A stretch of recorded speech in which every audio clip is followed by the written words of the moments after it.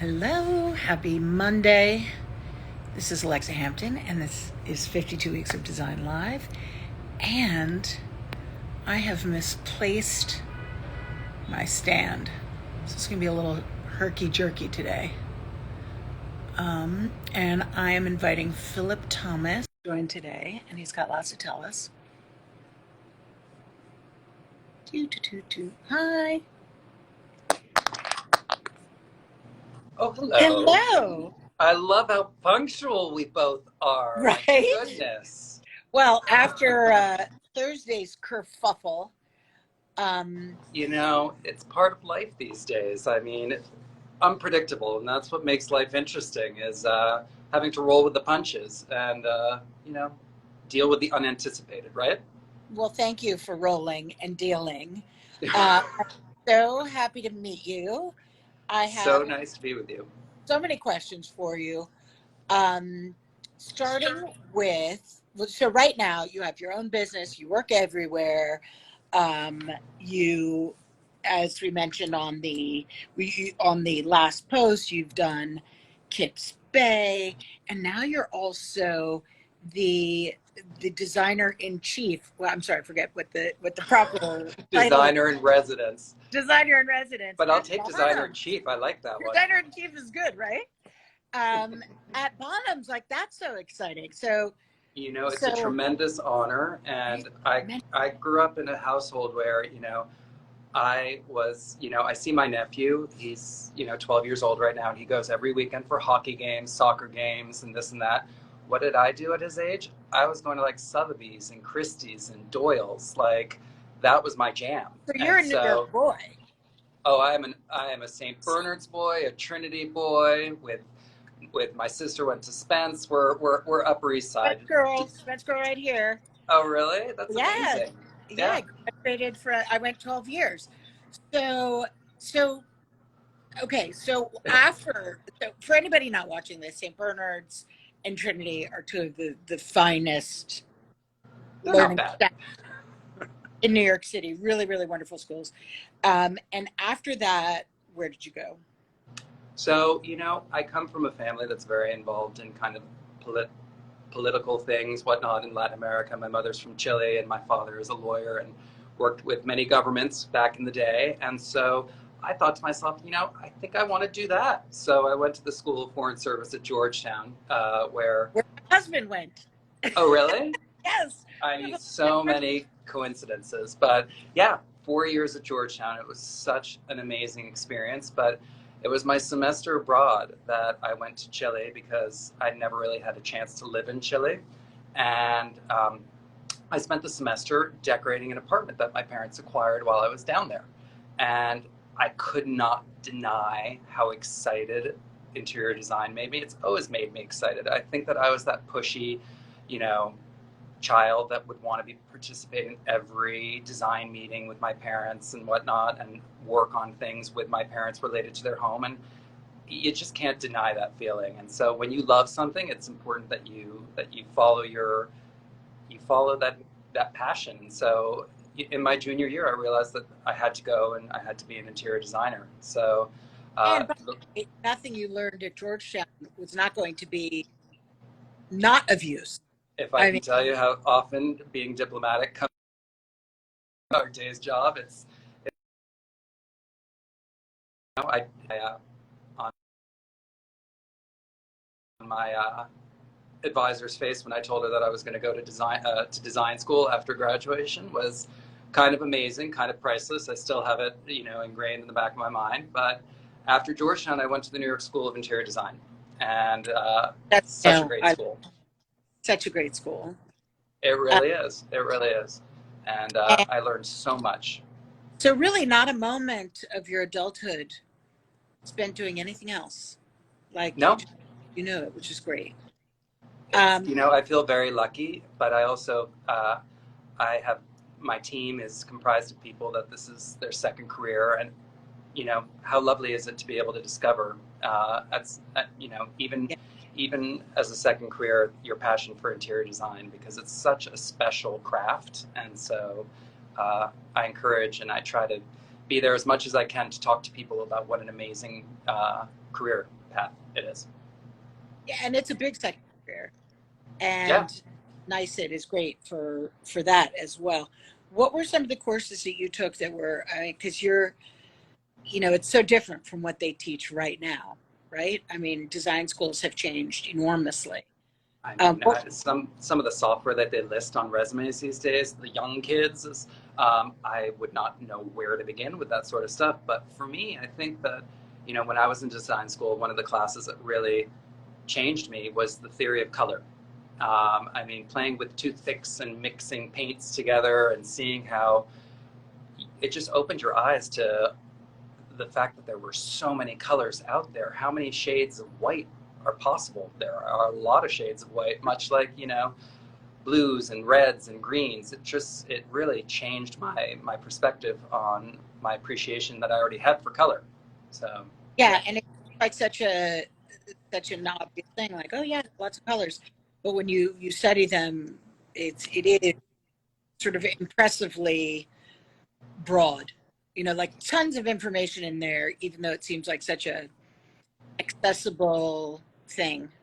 no, it's quite daunting when once you know just how a subtle addition of one shade into another shade can just dramatically change things. It's fascinating to me, absolutely And do fascinating. you draw or paint? Do you enjoy doing any of that?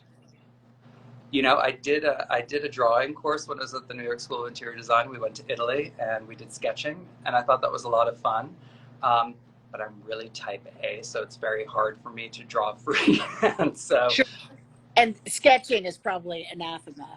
Like sketch. yeah, yeah, it has to be perfect, unfortunately, or else it's a challenge. But nevertheless, I find myself more free. For example, when I'm drawing floor plans for my clients, I find myself more free when I'm on the computer and I'm able to move walls and just really think outside the box. And so, hand sketching may not be my forte, but I find that the software certainly helps me to Oh be yeah. a better designer. Yeah, and I'm sure that it informed your work on the computer. Um, so what are your favorite eras? My Where do favorite eras. where do you draw from in your designs? Who influences you? What styles? What periods? So I have to say that one of my favorite books, for example, are the apartment houses of Rosario Candela and James Carpenter. Yeah, Um, those pre-war apartment buildings in New York remain still, to me, some of the best designed apartments in New York. You can't, as beautiful as some of the new modern constructions are, they don't hold a candle to the work of Candela. Candela and Carpenter. I mean, with the exception of, for example, the kitchen, which kitchens were not used as often back in the pre-war era. With the exception of the kitchen, you can move in straight into a Candela or Carpenter apartment without any issue whatsoever because the proportions of the rooms and the distribution of the rooms is so special. So I keep that book readily at hand when I'm working on floor plans for my clients because I just think they got it right, and it's just such an amazing thing. So that era of architecture is very influential to me. But I grew up in a household where filled with English antiques, 18th and 19th century, as well as French. And so, the word brown furniture drives me bananas because Me too. there's, it really just kills me. But But so reductive and it so I means have nothing. such an appreciation for it because, I mean, I love anything that you can see the hand that made it. And so something that you can see the artistry and the craftsmanship of the carvings and the joinery, that is something that's so special to me. So literally you can put me anywhere and I'll find something to appreciate from the region in which you've placed me. And you could blindfold me and take me anywhere. I mean, that's what I love. It's passion for the craft. Do you travel a lot? Do you go in search of inspiration, or does it find you? I love to travel. I think there's nothing more important in design than traveling and seeing how other people interpret interiors and what they place as important in their homes. And it's so funny in the United States, so often believe that bigger is better. And in other cultures and in other places that you go, the homes are much more modest, but they're beautifully appointed and beautifully designed. And it just, it's this, the age old saying, quality over quantity. So that's the way I love to see that. And I also love to go I like to quantity too. I do like quantity as well as quality.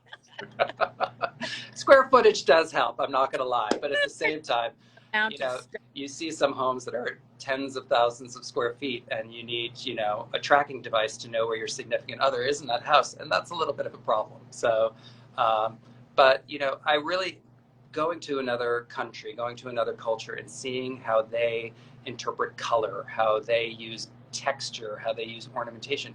It's fascinating. I mean, I remember my one and only trip to India. I was blown away by so many. I mean, just going to the Taj Mahal alone and seeing all that ornament and seeing how that ornament was adopted and translated by European culture into so many of the beautiful fabrics that are created today and the embroideries that we use in our interiors.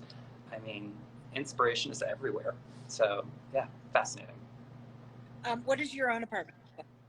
What does my own apartment look like? Yeah. So I am known for my use of color. My apartment's completely white.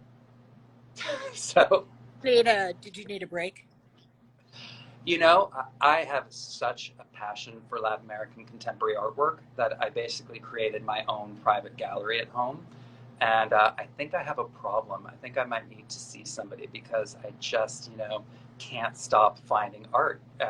At this point, I think I'm going to have to start using the ceiling as a place to display art because I just can't get enough of it. And I even use my office. So is artwork very colorful at home?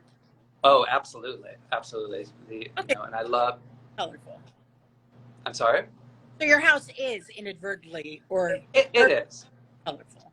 It is, but the shell is very, very kind of clean and simple. So a perfect backdrop for, I like to mix also contemporary furniture with antiques because I think there's something so special about how an antique in the right setting it is a work of art.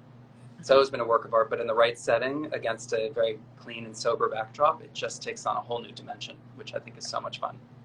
I agree. What are some of the favorite pieces of furniture you have? One of the first pieces that I favorite. Yeah. So I have a secretaire that I actually found when I was 12 years old with my parents at Doyle's. It's American from the 18th century, and it is just the most magnificent piece. It's not enormous in proportions, but it's just the carving and the wood that was used. It's one of my favorite pieces. So it really stands out in the space, which I love. And I assume it's brown. Oh, it is brown as brown can be, and it almost glows in the dark. It's so fantastic, the brown. So yes. How did the Bonhams collaboration come about? So for probably the last 5 years, I've been curating a couple of the auctions for Skinner Bonhams, and so Skinner Bonhams, I beg your pardon. Yeah, Skinner Bonhams. And so the next and logical step was to kind of develop a new kind of campaign with them of being the first inaugural designer in residence. So I'm having so much fun.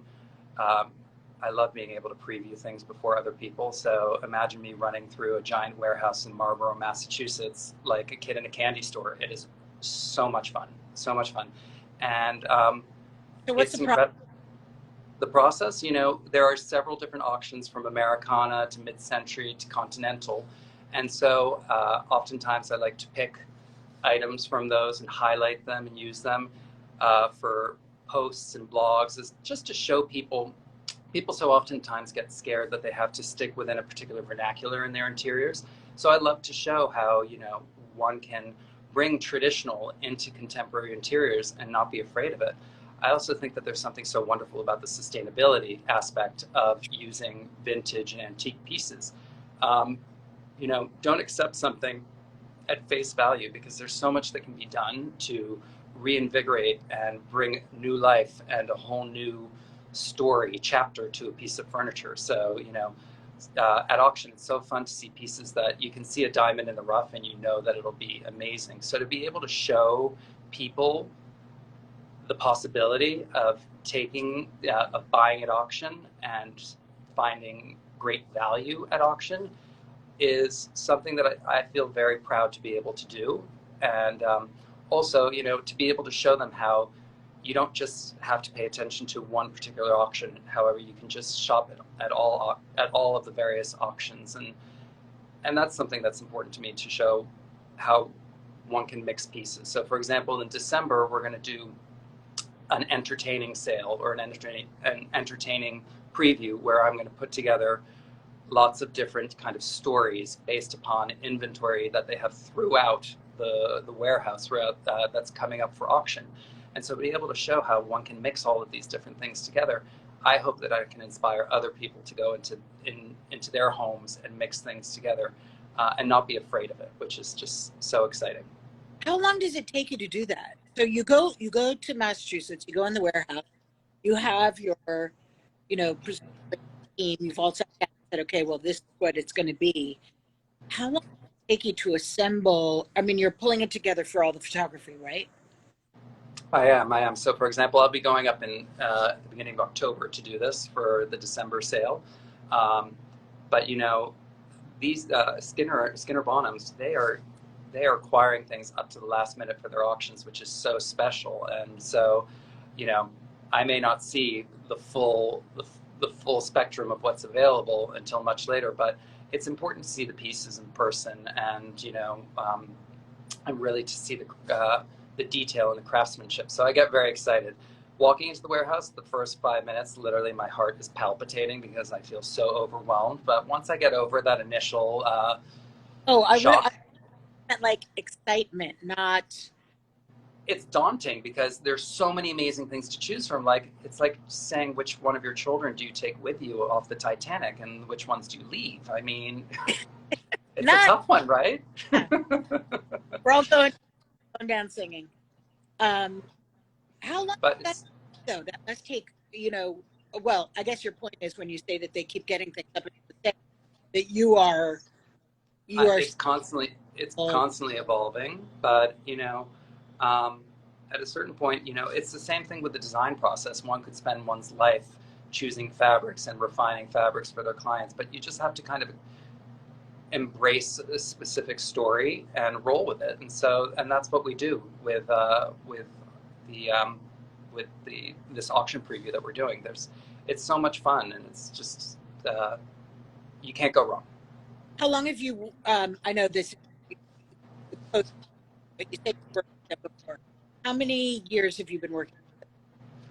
So it's been about 5 years now, and we even worked together during the pandemic. The magic of Zooms and FaceTime, I was able to, preview auctions and collaborate with them, and it's a really fun team because each department has a different head, and so I love how that head has a very specific point of view on the period that they curate, and so I learned so much from the process that I am so grateful for being able to be part of it. Much like going into a particular design store. That design store has its own perspective, so it's so much fun to see how each individual interprets style and design, and I learned so much from any outing that I do related to interiors.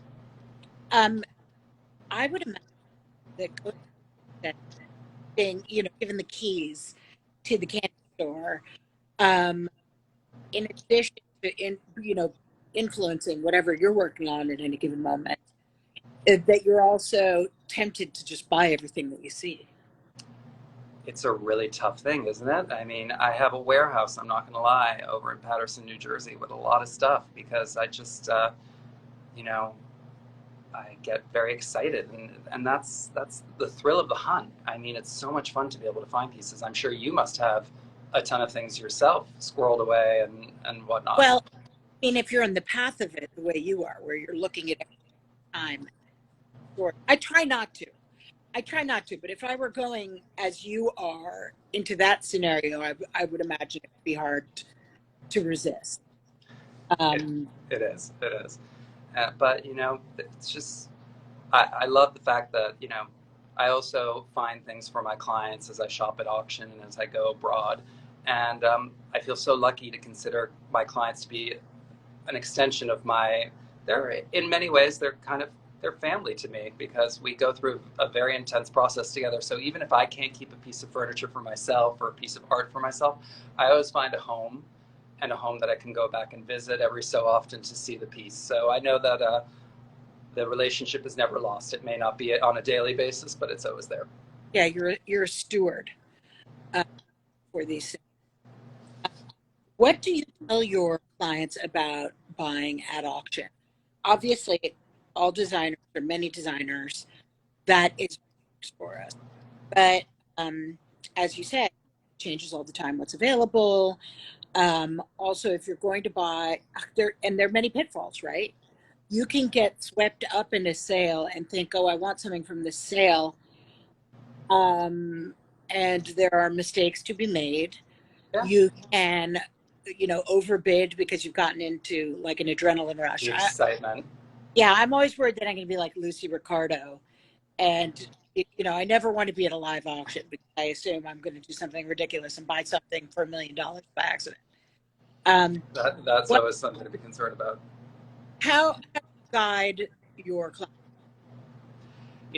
I always say to them that there's so much value to be had in buying at auction. I totally feel that. But I always say to my clients that if it doesn't work out, it's for a reason, and that something bigger and better will come along that will truly make the space. So to not get discouraged if one doesn't get something that they have their eyes set on.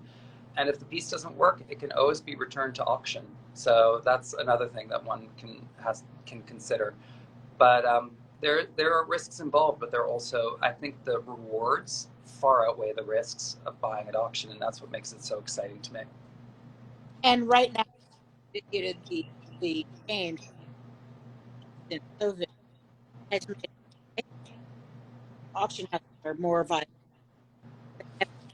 Walk away thing. It was amazing to see how, for example, Skinner Bonhams had to pivot because they used to do all their showings in person, and that was not possible for quite some time. And so they've been able to do everything online and to do previews, um, you know, through FaceTime and one-on-one, visits and things like that. But they rolled with the punches that they were dealt, and I think that auctions are stronger than ever. It's an amazing thing. So is your going into this, you know, it makes perfect, is that emblematic of a new entrepreneurial move on your part?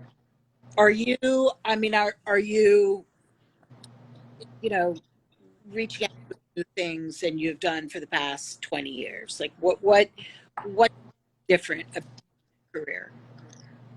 I'm sorry, could you repeat that? I had trouble hearing you. So the fact that you have gone into this endeavor, does that signal a new entrepreneurial phase in your career? I Or think just an extension and then, I mean, for sure it's a natural step. I think it is definitely an extension.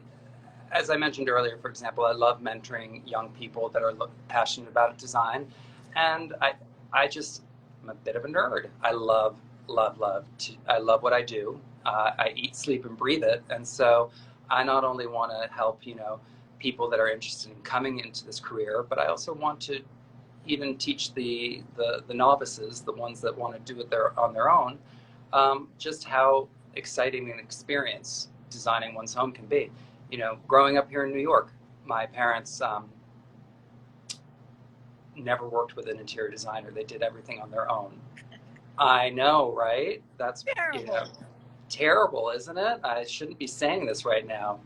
I'm going to get a lot of flack from people for that. But so I I saw just how much. Oh my God, my mother will kill me. But the anguish of choosing the right fabric, and oh my goodness, what if I make a mistake, or buying at auction or going shopping. You know, it's it's it's a it's a painstaking process, and I want to show people that it doesn't have to be that way. That, you know, one never makes a mistake, and, you know, one just has to kind of pivot, and everything has a solution to it, and one can't one shouldn't be Yeah. scared to take a chance, right? Would you ever, I'm leading the witness. I think the answer should be yes, but I think it would be great if you taught a class about going to auction for NYSID.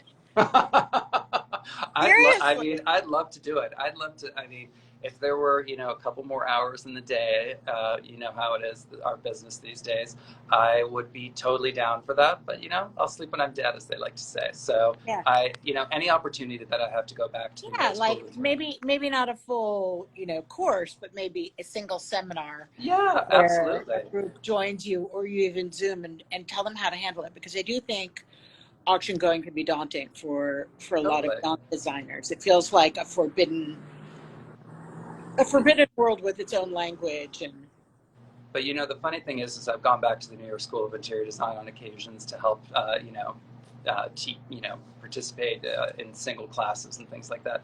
And there is so much that I have to learn from the younger generations, just as much as they have to learn from me. So it's a privilege to be able to do that. I come back feeling so inspired, and I'm sure you do as well when you do courses or seminars with people. The questions that they ask are so thought-provoking. It's an amazing experience. Yeah, it is. It's very interesting. They're different, you know, before they've gone into it full time, their different approach. You know, when you're missing the experience part of the puzzle, it is interesting, the thoughtful focus on so many things that maybe when you're practicing full time, you forget about. Yeah. Or you just don't you don't ruminate kind upon. of take it for granted, and not. I mean, it becomes so part of your life that you don't realize it, and you don't value it as much as, you know, when you see other people who are outside looking in and they see it. So it's fascinating. So clearly your process starts with the furniture plan. Yeah. You know, a furniture plan is essential, you know, and it's so funny. I love my collaborations with architects. I think that when I collaborate with an architect, the end product is so much stronger. But I think that, you know, sometimes in the process, one realizes that the size of a room has to change. You know, sometimes two rooms become one, because you really need that movement, that circulation. It's all about you know, even a small space can feel large if you create the right axes and lines of sight and whatnot, and that's really important. So yes, floor plans are key, and I love creating the floor plans for my clients' projects. It's almost, you know, oftentimes I create the preliminary plan, which then I work with my team and they flesh it out for me. But to me, the floor plan, I mean, is vital. As I said to you, you know, it can make or break. Doesn't matter how beautiful the fabrics and furniture are in the space. If the floor plan is compromised, it just will never succeed. Yeah, so I agree. And I also think for that reason, it's great when architects and designers start the project at the same time. The sooner that goes on, the better. Yeah, I always say to my clients, you know, you know, it's really important that we start at the same time, because there's so many. If something goes too far architecturally, it's hard to backtrack, and it can be an expensive backtrack. Whereas if one starts all together, the collaboration is stronger, and the end product is just so much more successful. So yeah.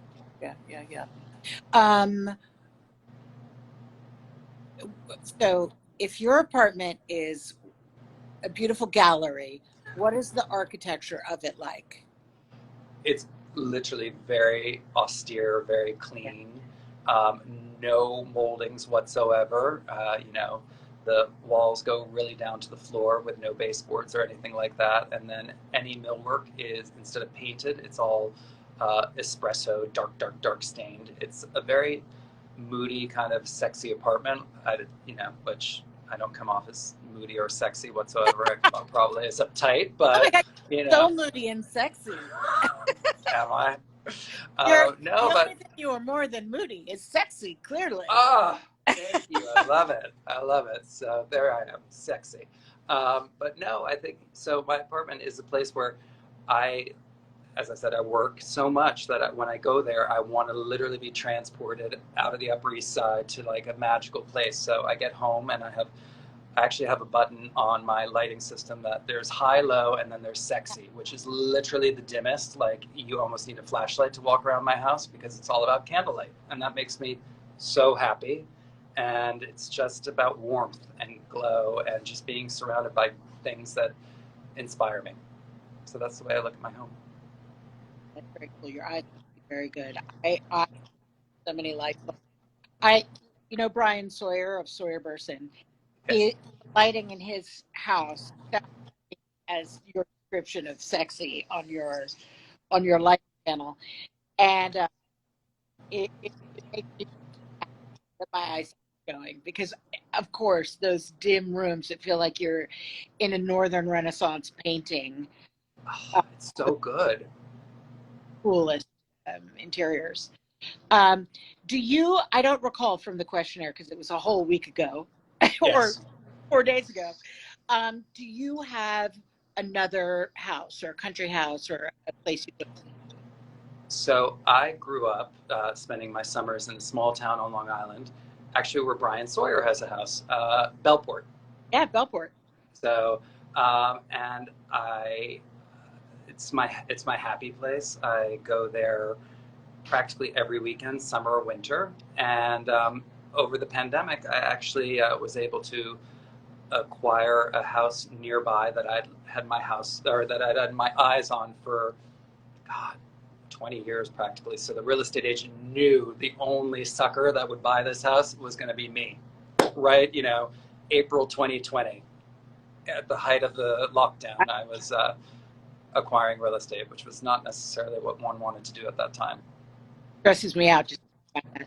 But so you had a house there already when you bought that house, or you were waiting? Yeah, my family, as I said, my mother's from Latin America, so we have a very tight Latin American Catholic family where we're all together. This weekend it was the siblings, grandkids, everyone was out there celebrating my father's 85th birthday, and literally my house is right next door to my parents' house. Some might say that's sad, but I think it's fantastic. No, I think it's amazing.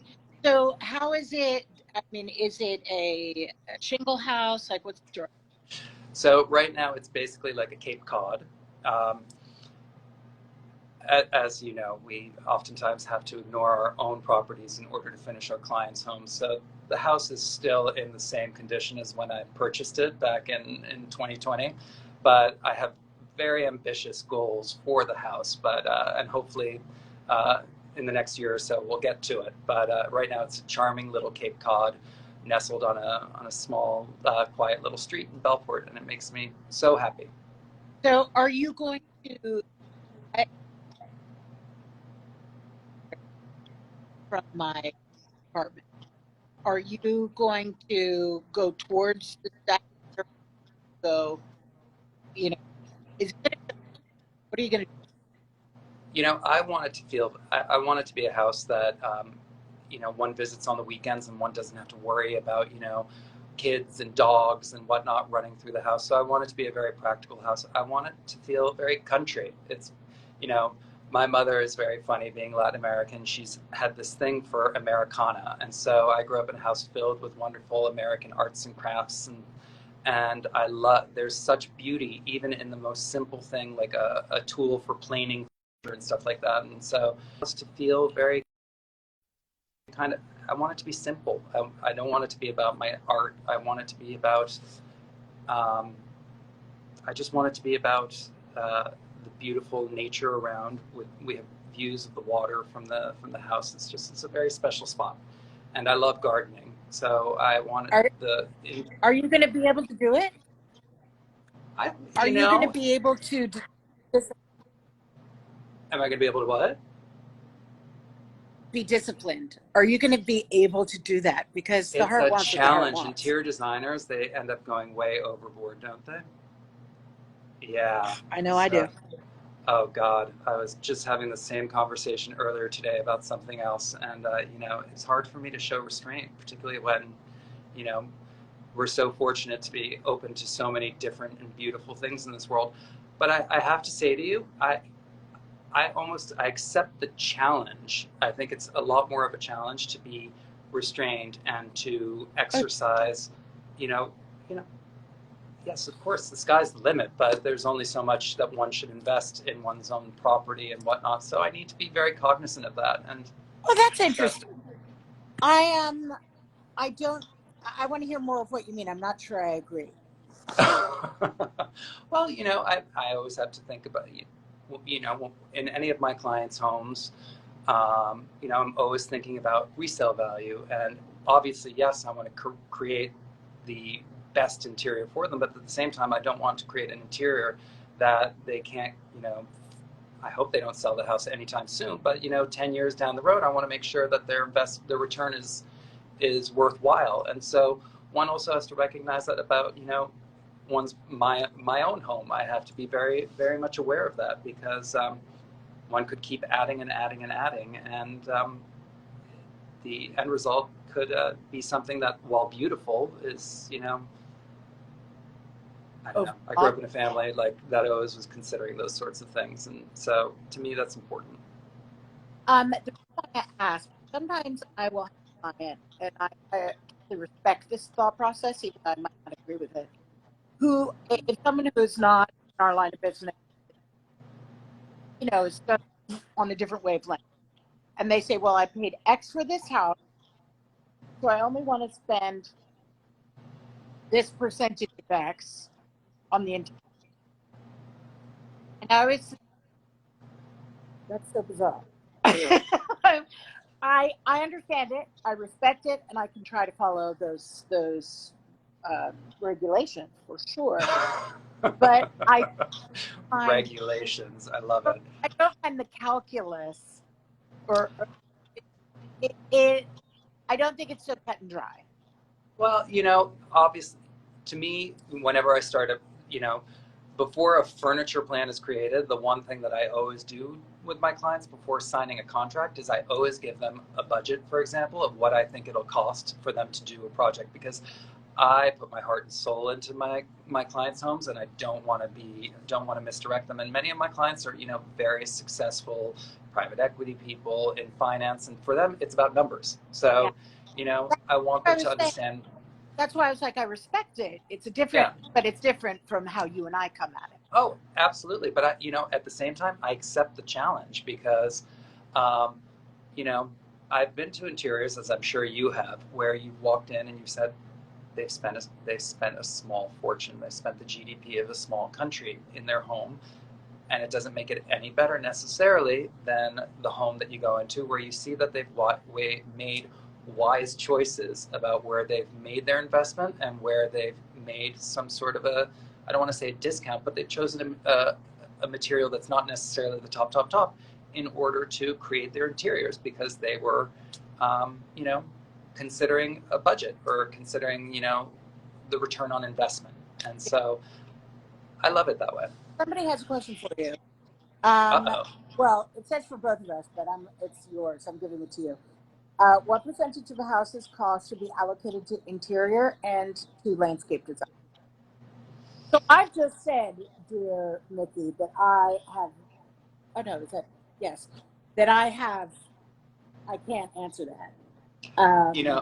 I can't answer that question either, quite frankly, because it's very personal per person. But at the same time, I will tell you, if you give me a budget that I think is too low, I'm going to tell you immediately that it's too low, because for us, our job is to manage people's expectations. And so I'm not going to tell you that you can do a house for X when I really believe that it's 5X. So that, in that respect, I can tell you, but everybody places value on their interiors differently. And so that's what's really important. What I can tell you, for example, is if you're about to go into constructing your home, whatever the preliminary construction budget is, I always tell my clients to expect 20% more because there are always unanticipated expenses that, pop up as walls get opened up and this and that. So that is something that I feel confident in saying. But in terms of budgets, it's a really like what I place is very different from what you place. How are you using the house? Yeah. If you need tons of bedrooms and curtains and blah blah blah, like that's that makes a difference. And it's just if it's just two of you and you can have pared down rooms or I don't know.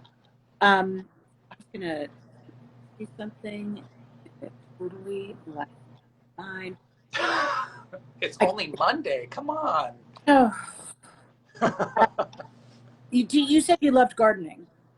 I do. I think gardening is one of the most relaxing things on the face of the earth, particularly the maintenance of a garden. I love going out there and weeding and pruning and doing that all that sort of stuff. But right now, I'm actually working with my family on renovating the gardens, which have been in existence for probably close to 30 years now, and we all need a little maintenance every once in a while and a little rejiggering, right? I'm not going to lie. So it's going to be a fun task this fall and into the coming spring to kind of reimagine, not eliminate completely, but to reimagine and to reinterpret things and to take the plants and move them and give them new life and create new sight lines. Gardens are just as much an extension of an interior as anything, in my opinion. They can make an interior feel all the bigger by the views that one sets from one's windows and stuff like that. I think it's absolutely Vital. A fascinating craft, and it's very interesting. And I recognize that I can't do everything in a project, so I like to know that I have the right people that I can work with to execute a project. So I'm never going to know everything about the art world, so that's why I know several art consultants, much like I know wonderful landscape architects, much like I know wonderful lighting designers. We can't do everything, but we at least have to have the right tools in order to create or assemble the team that's necessary to create a beautiful home for our clients. Yeah, and lighting is a great example of something that technologically is just changing all the time. So if you LEDs kill me. It's terrible. No, but LEDs now can be pretty. Oh, they are, but you mean just following them? Yeah. So lighting designers they're right up there with like mechanical engineers. Yeah. You can't. You can certainly try, but you can try, but if you work without a lighting person, I think that you should probably stick to conventional lighting sources. it's harder and harder to get those conventional sources these days. Yeah, as I said, to be able to understand all the changes, which are almost every month, there's a change in technology and whatnot of LEDs, for example. It's a lot. It's fascinating, and I try to keep up with it, but it's virtually impossible. Totally, I agree 100%.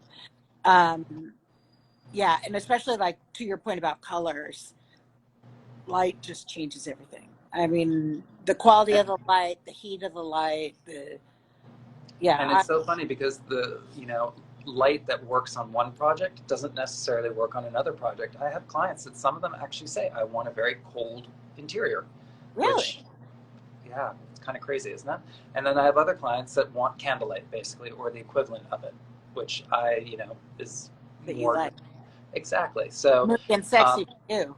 Oh yeah, sexy. So I actually love a ton of lighting. I like all kinds of lighting, and I want it available to me. And I actually like even when I photograph something, and I'll work with my photographer, beloved colleague named Steve Freon, and we'll be photographing, and I'll want lamps on. And of course, that's a no-no on interior photography. All great photographers don't want you to have lights on, so I don't turn them on. But is that my age? Was it that I grew up looking at those lamp lit? What was your house like growing up? Did you have a lot of light, or was it? No, I'm just even just like photography. No, we actually, because my father, his first job was with David Hicks. David Hicks was like the master of the uplight.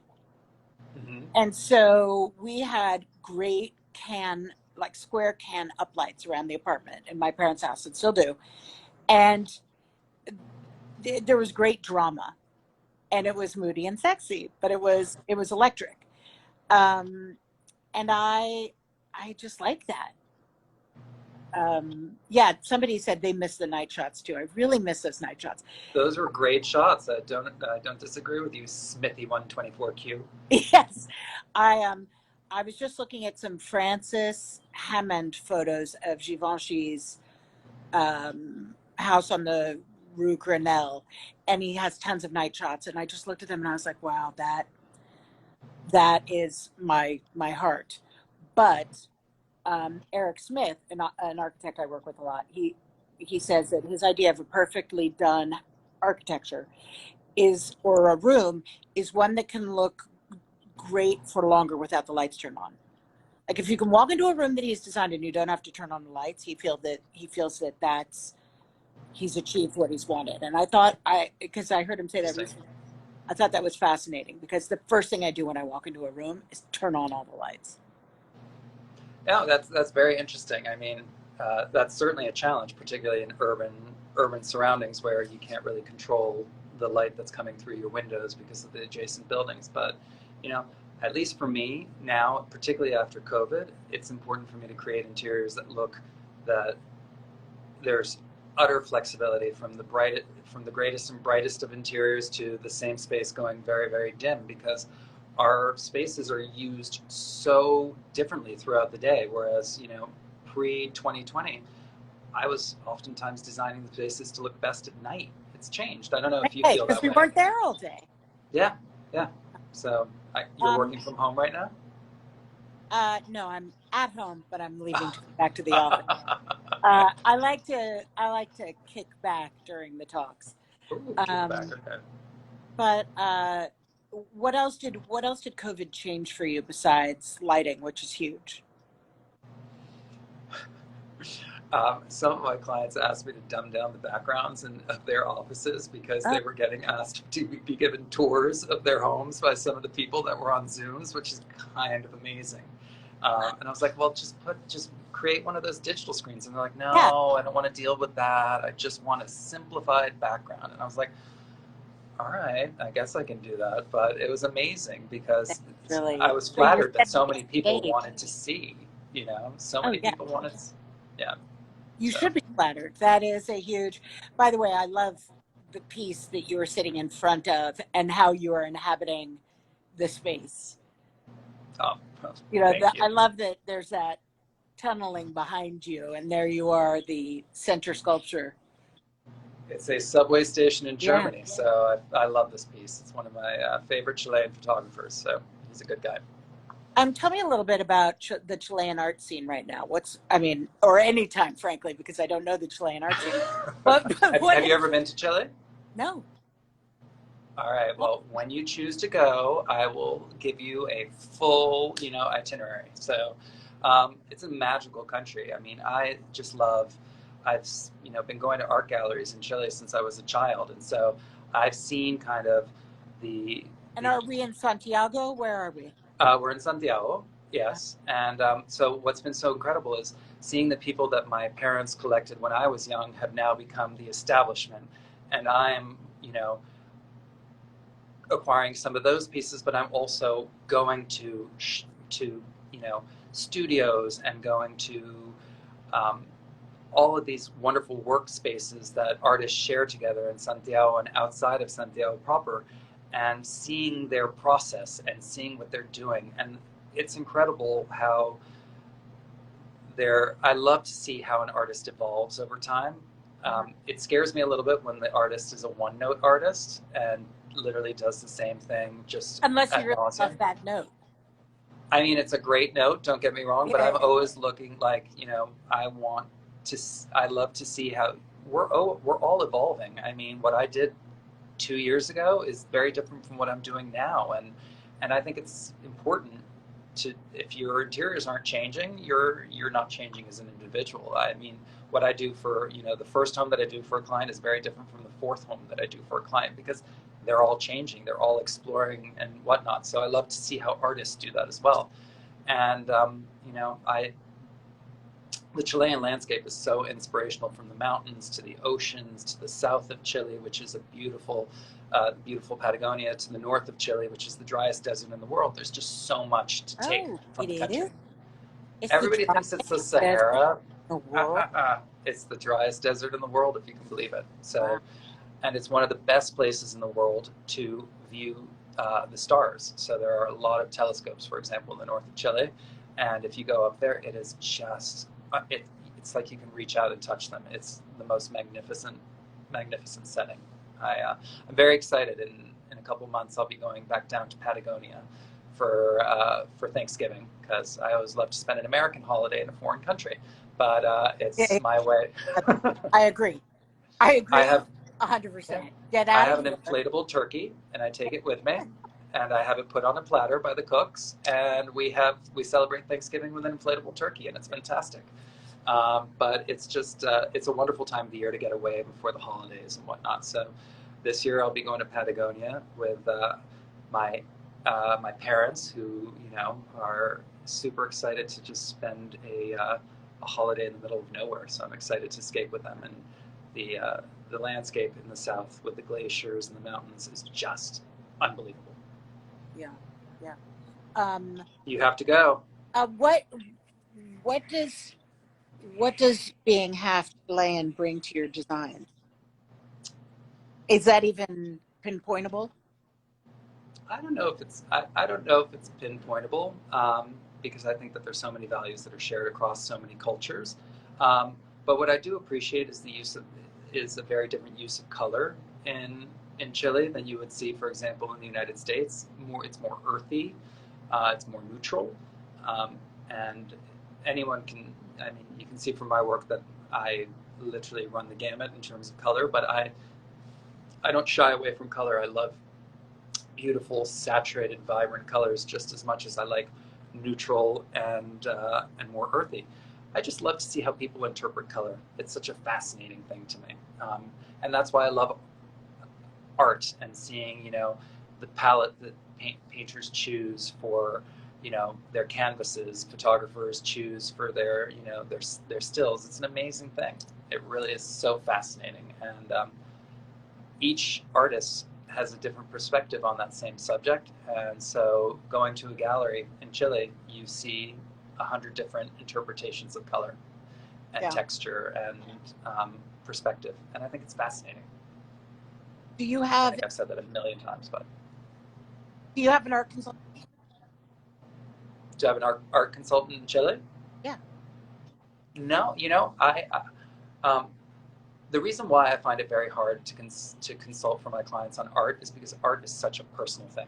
Every time clients try to say, "Oh, Philip, can you go and pick some art out for me?" I'll say to them, "I'm happy to choose decorative art for you, but if you're looking for serious pieces, like I can't do that for you. I can direct you towards people, but I don't know the market as well as I should for helping people collect, you know, important pieces."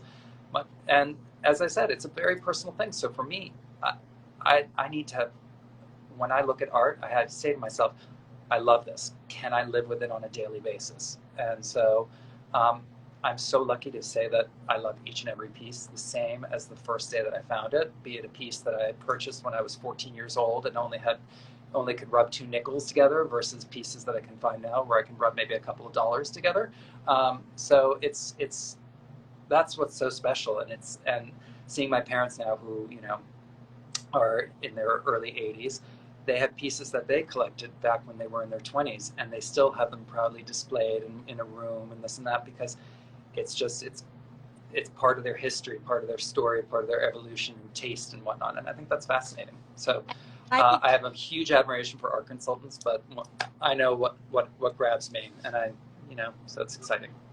I think it's a wonderful example that your parents set, that they were collecting. You know, there was a point in my marriage where my husband said to me, "You know, I really wish and he didn't mean this in a like expensive way, that I would love us to start fleshing out our our collections. I'd love us to collect more. Mhm. And I don't know what words he used, but certainly that was the message. And then I kind of made a rule to myself, like once a year, get something. Obviously, not expensive, not just make sure that I was not forgetting that piece. And, True to your plan. So yeah, and I really I hope my kids feel that way. Look at you, you're the product of that on their part. and and it's something that I take with me to my work with Skinner Bonhams, for example, is that people always ask me, so how does one start a collection? Well, a collection it has to be something that moves you. So if it's safety pins, great. If it's mice in China, fantastic. If it's bowling pins, go for it, knock yourself out. But it just has to be something that really means something to you, because I can't tell you what to collect. It has to be something that's special to you. I Yeah, can guide you, but it's yeah, stupid to have 3 of something forever. Like, why'd you buy those 3? I mean, if totally. it's a painting and you love the painting, okay, totally understood. Single object. But if it's a collection, yeah, you got to have some legs on it. Oh, absolutely. And you can't get it all at once. That's not the rules. Isn't that the most amazing part when somebody asks you for an Insta collection? No, I'm sure you've been asked. I get it. I totally understand. They're like, oh my gosh, that's a whole other lifetime. So I get it. But it's cheating. It is. It is. So it's fun to have things to look forward to and things to keep your eyes out for. And one of my clients, for example, they have a collection of champagne and ice buckets, which I think is absolutely amazing. They collect at least one a year, and Yeah. but we have hundreds now in my client's apartment, and it's a whole wall is wallpapered in champagne ice buckets. It's amazing. It's so much fun. Oh, are they all silver? They are all silver. Isn't that amazing? Yeah, I like that. it's pretty cool, and it always reminds you of good times. And yeah, I think it's very important. Coming absolutely full circle with ice buckets and collections to the next Skinner Bonham catalog. Is it a catalog or just a preview that you are working, or both? I'll be doing a preview for them in December, and it'll Okay. actually be live up in Boston. So I'm very excited about that. How do I see it? Well, I'm sure that it'll be up on the Skinner Bonham's website when the time comes, and or just follow me on Instagram. I'm sure I'll be posting things of it. Not very good at social media, but I try to. So yes. All right. Well, everybody who is watching this, let's make sure that we follow Phillip with 2 L's, and we get to see that. 2 L's for extra luxury. That's what I like to say. So that really sticks in people's minds. Some might think it obnoxious, but such is life. All right, extra luxury, and actually anything entertaining related is a great place to start a collection, because then you can really put those things into service. So Totally. totally. So I'm going to be looking at that catalog, and thank you so much, and thank you for moving this date to this time. My absolute pleasure. This was so much fun. I really appreciate it. Thank you, and I will darken your door when I make it to Chile. You must. You absolutely must. All right. Thank you, Okay. Phil. My pleasure. Bye. Take care. Bye.